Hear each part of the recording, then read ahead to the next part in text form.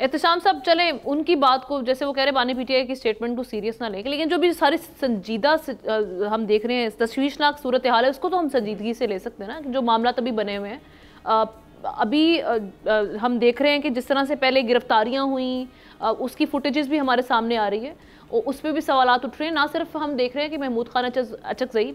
ہم دیکھ رہے ہیں اس وقت تمام حزب اختلاف کی جو پارٹیز ہیں اس کو کنڈیم کری ہیں انکلوڈنگ آپ کی پیپلز پارٹی جو کہ اتحادی جماعت ہے اس وقت حکومت وقت کی.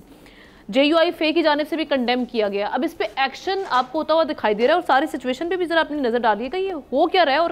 مزید اس کے اثرات کیا ہو سکتے ہیں, کس جانب جا رہے ہیں ہم؟ دیکھیں ہم نے پچھلے 2-3 دن سے جو کچھ ہو رہا ہے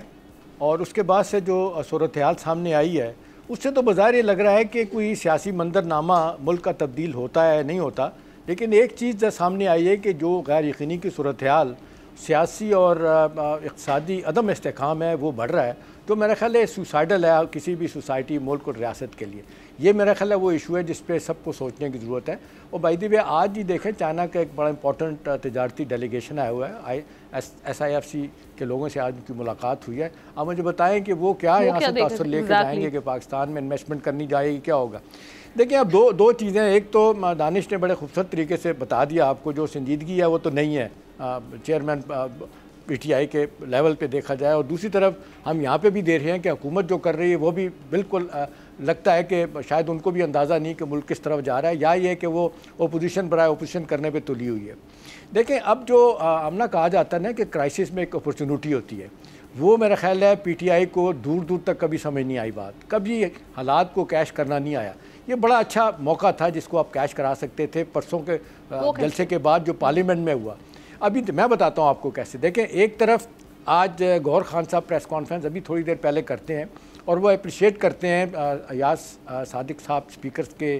جو اقدامات ہیں اور جو انہوں نے کہا کہ 2014 میں بھی میں نے نوٹس لیا تھا اور میں نے FIR درج کروائی تھی ایسے واقعات پہ وہی کروں گا. ایک طرف وہ اپریشیٹ کر رہے ہیں, دوسری طرف سلمان اکرم راجہ کیا کہہ رہے ہیں ہم نا وہ یہ کہہ رہے ہیں کہ یہ کل جو گرفتاریاں ہوئی ہیں یہ اپنا اسپیکر کی مرضی کے ساتھ ہوئی ہیں. آپ مجھے بتائیں ہاں دیکھیں اب اگر آپ یہ بات کریں گے تو اس کا مطلب جو آپ کو تھوڑا بہت سپورٹ بھی دینا چاہ رہا ہے ظاہر ہے آپ کے ساتھ تو نہیں آئے گا وہ, اور ہمیشہ اسپیکر جو ہے نا وہ گورنمنٹ آف دا ڈے کے ساتھ ہی کھڑا ہوتا ہے اس کی سننا ہوتا ہے, لیکن یہ بات کر رہا ہے تو آپ اس کو کم از کم سنجیدگی سے لیں, لیکن سنجیدگی سے لینی نہیں. دیکھیں اب ایک طرف ریاست مخالف بیانیہ ہے آپ نے فیصلہ کر لیا آپ نے اس طرف جانا ہے ٹھیک ہے آپ جائیں. اگلی بات یہ ہے کہ اب دیکھیں کہ یہ جو واقعہ ہوا گنڈا پور کا, پہلی تو بات ہے میں آپ کو بتاؤں کہ گنڈا پور کے 7-8 گھنٹے کی تو کچھ دانش بھی بتا چکے ہیں, لیکن آپ دیکھیں کہ جس انداز سے وہ غائب ہوتے ہیں کہاں جاتے ہیں مجھے پتا کہ اپنی مرضی سے 3 جگہوں پہ گئے ہیں, 3 جگہوں پہ گئے ہیں کس سے کیا بات ہوئی. اچھا بالکل کن 3 جگہوں پہ گئے کس سے کیا بات ہوئی ہے, اور اس کے بعد پھر لوگ ان کے مخالفین صحیح کہتے ہیں نا آمنہ کہ وہ دن میں للکارتے ہیں اور شام کو رات کو وہ پاؤں پکڑتے ہیں. آپ مجھے بتائیں کہ یہ کچھ کرنے کے بعد بھی پھر آپ کی پارٹی کے اندر بھی انگلیاں آپ پہ اٹھائیں کہ جی کمپرومائزڈ ہے ہمارا CM, تو مجھے بتائیں پارٹی کو فائدہ ہوگا نقصان ہوگا.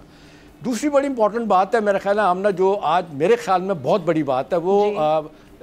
علی محمد خان کا اسٹیٹمنٹ ہے پارلیمنٹ میں. وہ کہتے ہیں کہ جی 9 مئی غلط ہوا تھا, نہیں ہونا چاہیے تھا, اور ساتھ ہی کہتے ہیں کہ 9 مئی جو ہے نا وہ 8 تاریخ کو کل جو ہے نا وہ جمہوریت کا 9 مئی ہے. دیکھیں ان سو مینی ورڈز پہلی دفعہ فلور آف دی ہاؤس وہ مان رہے ہیں کہ 9 مئی غلط ہوا. لیکن انہوں نے اس کی ذمہ داری نہیں یہ بات مان لیں 9 مئی کو کہنا کہ وہ غلط ہوا, وہ تو یہ کہتے رہے ہیں کہ اداروں پر حملہ غلط ہے, لیکن وہ ذمہ داری نہیں ہم نے اس طرح کبھی نہیں کہا. دیکھیں ہم نے ثبوت سارے دے دیے گئے. دیکھیں اب سوال یہ ہے کہ اگر عدالتیں مقدمہ نہیں چلاتی تو کیا ہوگا, اسی کے لیے تو اب نیا لاء لے کے آیا جا رہا ہے کہ جی اب اس وقت تو 2 عدالتیں بنانے کی بات ہو رہی ہے, ایک آئینی عدالت کی بات ہو رہی ہے, اور جو موجودہ عدالتیں جو سائڈ لے رہی ہیں اس وقت وہ بھی تو مصیبت بنی ہوئی ہے نا. اصل بات یہ کہ اس کو دیکھنے کی. اور ایک اور امپورٹنٹ بات ہے دیکھیں نا اس سارے معاملے کو اس طرح دیکھنا چاہیے کہ اب یہ ساری صورتحال جو اسپیکر کے پاس معاملہ گیا, اسپیکر نے اس کو بہتر طریقے سے ٹیکل کیا اور آپ اپنی زبان وہی استعمال کیا جا رہے ہیں. بھائی دی میں ایک اور بتاؤں بانی PTI نے کیا کہا, جو ان سے سوال پوچھا گیا کہ جی یہ جو اپنا تقاریر کی گئی ہیں جس طریقے سے کی گئی ہیں سارے لوگ آپ کی معذرت کر رہے ہیں, وہ ہمارے سامنے وہ کہہ رہے ہیں نہیں بات یہ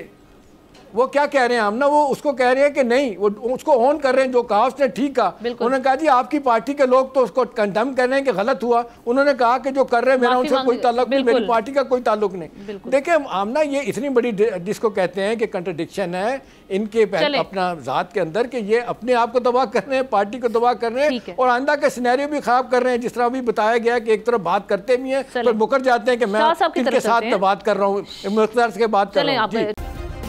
سبسکرائب کریں اور بیل دبائیں تاکہ کوئی خبر رہ نہ جائے.